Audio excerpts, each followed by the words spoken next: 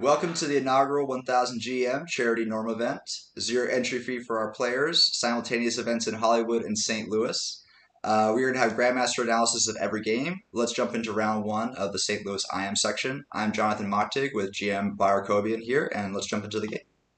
Hello everyone, Grandmaster VAR AKOBIAN here, and we're gonna take a look at the game from an IM section of the St. Louis event between IM Stefanov and Canada Master Josh Altman. This game was played in round number 1. So white open up with e4, and we have a French defense opening here, knight d2, and this is called the Tarrasch variation of the French defense.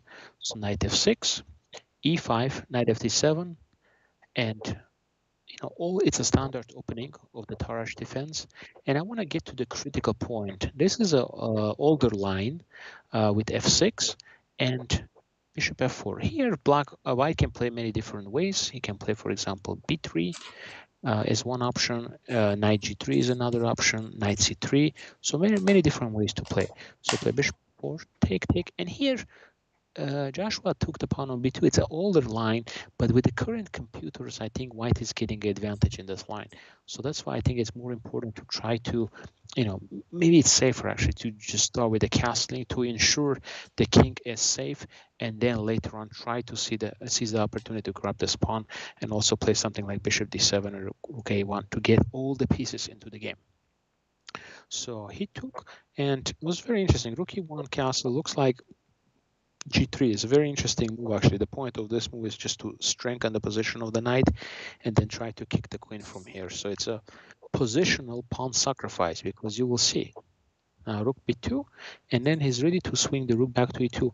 Black is down a pawn here without much compensation, but it's not so easy. It's not so easy because there is good control of the position.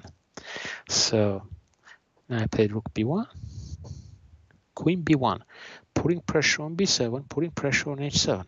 Okay, now he goes here, h6, because the idea is to try to prevent knight g5, because if you don't do anything, the knight is going to jump on g5.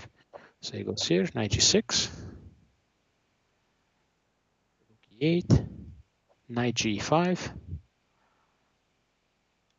bishop d7, bishop g6, and despite being a pawn up, black is under tremendous pressure here, and here already black is gonna give up the pawn just to get out. So perhaps a very difficult position. It's like, black is up a pawn, but the bind is so strong and white's pieces are very active, the diagonal pressure, the knight on e5. So it was a very good preparation by IM Stefanov, and now we see the pressure is increasing, and now he picked up a pawn, and now Joshua decided to push, and now here queen d3.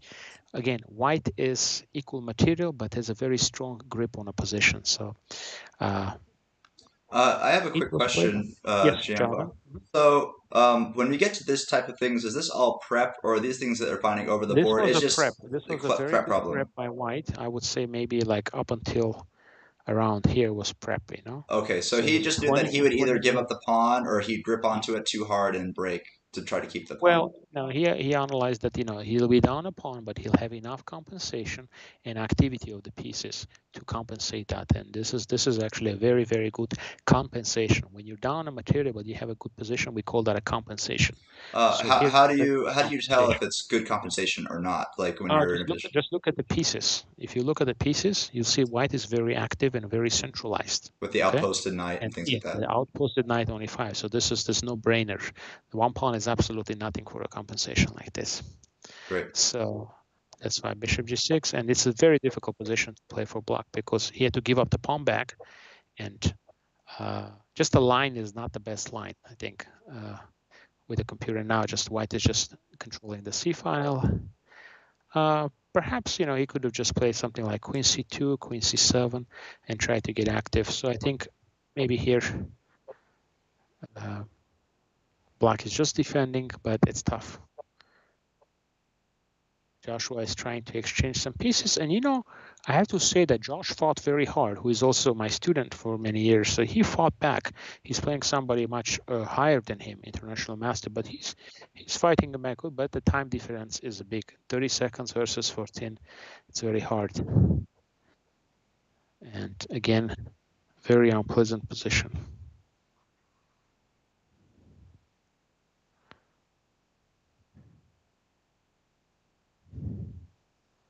Knight g6 and just advantage.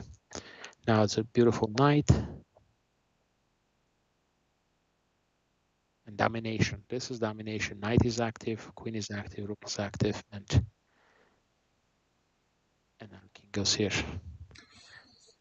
And he picked up the rook, and that was game over. Wow, what a last tactic. Excellent game here.